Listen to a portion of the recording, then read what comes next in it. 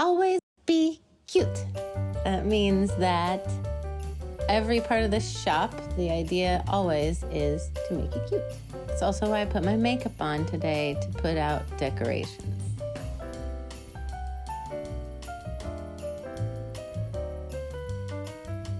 Try to make things for people, but I also know that I can't always make everything. So it's a combination of things that are handmade and things that are just very thoughtful. This to me is this time of generosity. When I'm thinking about what I'm getting for people, I hope that I'm meeting what makes their heart happy.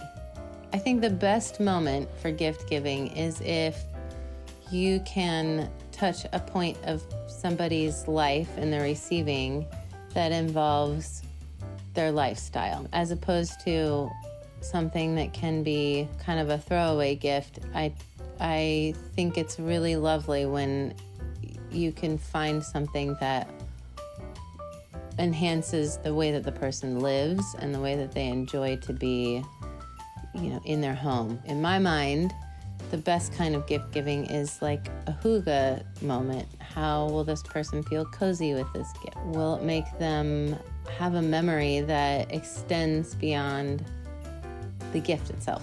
Hygge is spelled Hygge. It is actually said something more like hygge.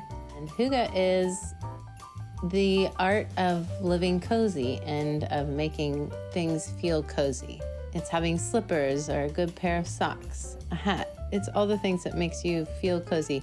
Maybe even just putting something on the stove that smells good for the sake of it smelling good. It does tend to imply a gathering of some sort, not a large gathering, but like an intimate gathering. So coming together and feeling warm and cozy and enjoying something quiet and comforting. I love having cheese boards and hosting small gatherings with my closest friends. I love a tropical fruit for a cheese board. So something that people don't see very often are things like, I think it's called Buddha's hand. It's a citrus and it has these like weird little tentacle looking things. Another thing I think is really important for cheese boards is to go into your pantry and your refrigerator and find everything that is 1/3 full and put it on the cheese board. Crackers and snacks and olives and pickles and things like that. They're great on cheese boards. You don't have to buy an entire pantry of brand new items in order to have a really beautiful, full, large cheese board. If you only have a week, you're gonna knit a hat or a cowl and use a chunky yarn. That could be a gift to self or a gift to somebody else. I do think it's really important in the holiday season to take care of yourself, to take a break from all the other things you're doing for other people. Is a great way to be making things. You don't have to have your entire holiday be handmade in order for it to be special. Actually, something I would definitely recommend if you haven't tried before is color work.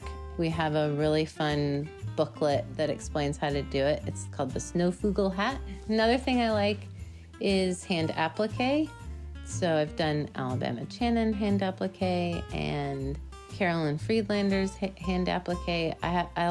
I reach for those projects when I just want to not have to think too much. Our shop has a small challenge. We don't have the biggest window in the front. Our bay window is pretty small. That space has to look good from the inside and it also has to look good from the outside, but generally you can't see as much from the outside. So there are things that might be in the window that you don't see from the outside, but you will see when you come in. So the experience of approaching the shop is welcoming and maybe piques somebody's interest. And then when they come inside, it fills in the experience of, oh, wow. And so then people get kind of a double feature. The outside of the shop is a white square building. And so I've always thought of it as a present.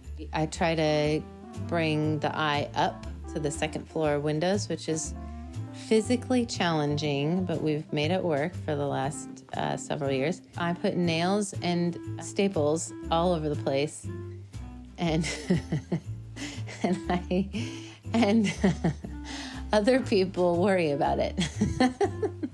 My favorite tool is the staple gun. Try to enjoy the process and then let it go once it goes out into the world.